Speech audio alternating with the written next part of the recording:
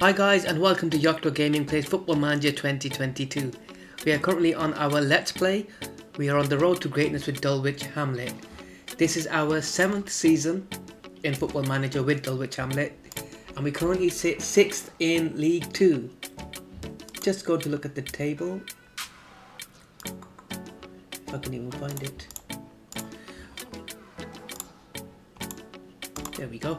Right, so we last left it, I think we were hovering around 10th to 12th position, and I've played the season all the way through, and we've managed to hit the playoffs, which is really good, all things considered. There was an opportunity to get automatic promotion at one point. I mean, even now we are only 4 points off, and like we do every season, we bottle it. But I'm not dwelling on it too much because the playoffs is what I wanted as a minimum.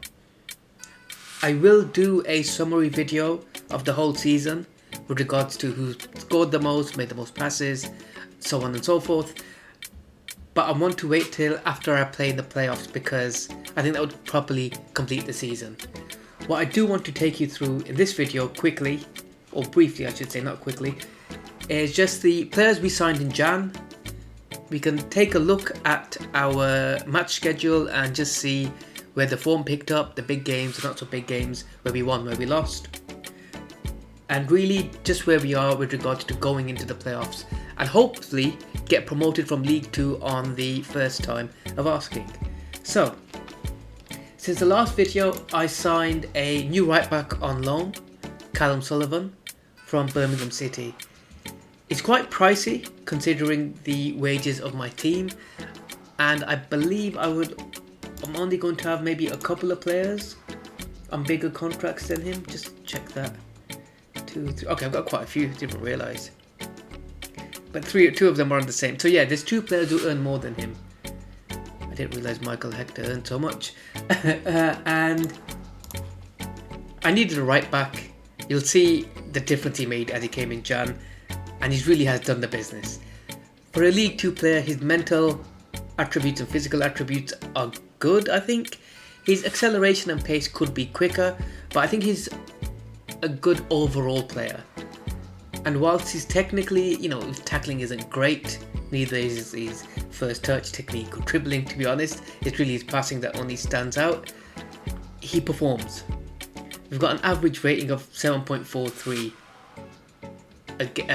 In his 12 appearances. He's made 101 clearances, which is quite a lot. He doesn't get many assists, but his passing's at 90%. He dribbles well, and I think he has been key, and I'm glad I made the jump because I was a bit concerned over paying so much for a player on loan. I don't really like to pay too much, but it's justified, and he's done more than I thought he could do. The next player we signed was Thomas Bloxham from Tottenham. Managed to get him on a free, as Tottenham Hotspur are my senior affiliate.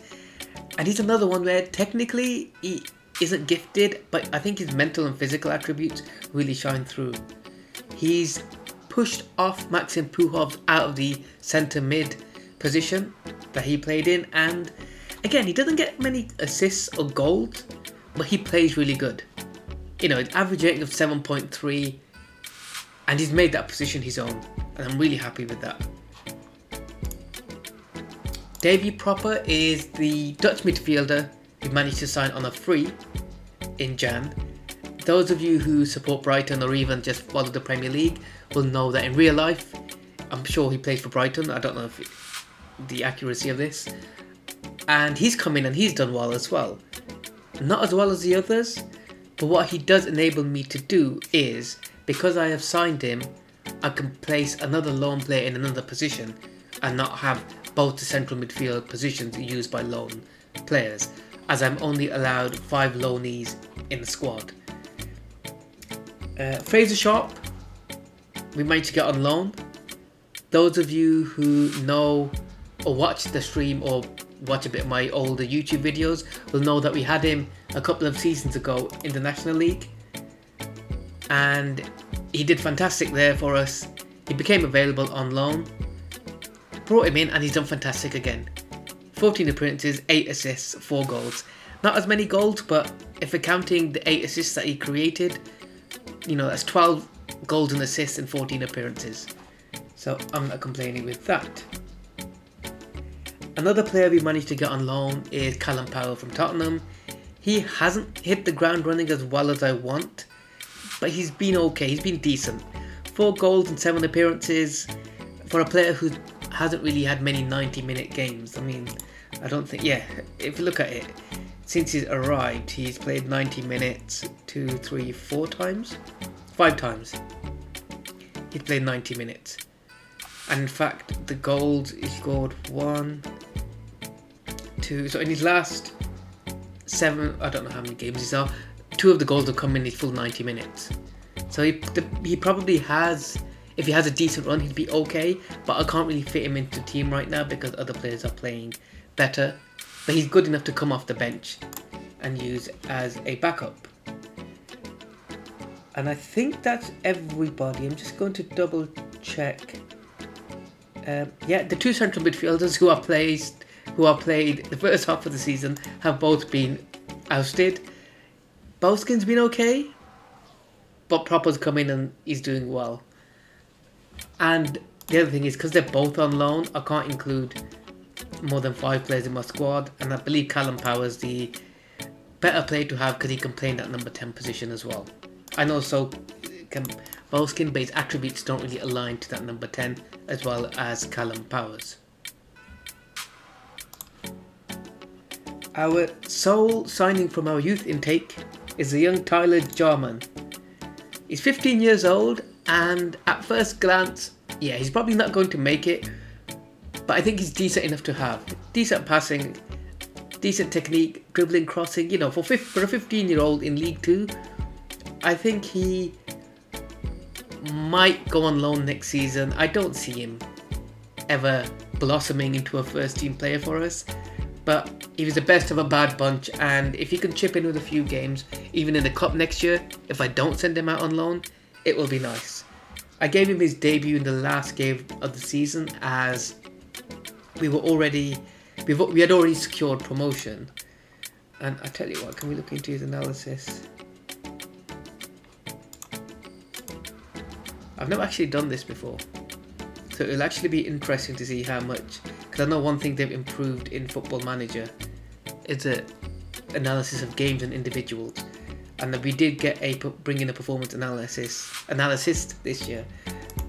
Right, so he had, that's pretty cool actually, 2 shots off target. Let's see the ones that okay, didn't have any on target though. Well, a couple were saved.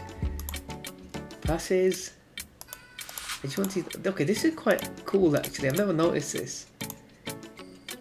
Only 2 unsuccessful passes. And you know what? I could go through this all day. And as you can see, his heat map, it just about appears. So clearly he's not been taking up the right positions. I won't go into that too much for now. So the next thing I will do is show you the schedule. So I started the stream around the late December, Jan, and it wasn't looking good, if I'm honest, in January. We had lost 4 league games out of 7, and I think at this point, sometime around mid-Jan, I started to really, not panic, but be concerned with where the squad was and where we were going. I managed to make the signings that I've just sort of outlined a couple of minutes ago, and we then went on a really, really good run, losing only once in 3 months, was it? Feb, March, April, yeah. I think the biggest game, I'm just trying to look at the biggest games. The game against Bradford was good. Sutton, there's another 4-1. Tranmere, again, we managed to score 4 goals against, but we have quite a lot of 3-0s in March. But all in all, they turned up. The players really, really sort of raised the level a bit and just managed to get that playoff position, so I'm really happy with them. Ideally, we get promoted, but I won't be too disheartened, like I said before, if we don't. Worryingly enough, I think we've got Chesterfield in our playoffs, And the last 3 times we played against them, we've lost every single game. And this one was 6 years ago, so that's taking the team back. The last time we lost, we took a 2-0 lead against them in April and conceded 3 in the second half. And incidentally, this was the game where I could have taken over Wickham in that permanent playoff position. But it didn't happen, and I like to think we have to beat them sometime, so maybe now's the time. Maybe now's the time to beat them.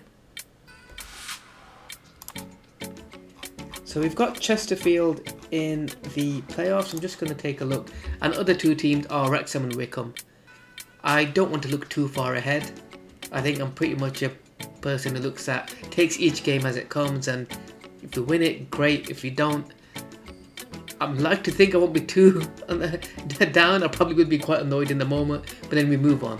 Because we've got a core squad who, if I can bring the likes of Dunleavy back next year, who he should be in the Championship or League One at least, and even get the likes of Fraser Sharp on loan from the beginning, we really are well on our way to moving up and getting promoted.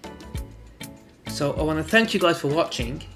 If you do want to watch the full stream, you can catch me on my Twitch channel at Yocto Gamer. That's YOCTOGAMER. And that's a complete stream. You watch live, you can interact and watch the highs and quite a lot of the lows of the Dulwich Hamlet Let's Play through. I'd like to thank you guys for watching, and I hope to see you next time.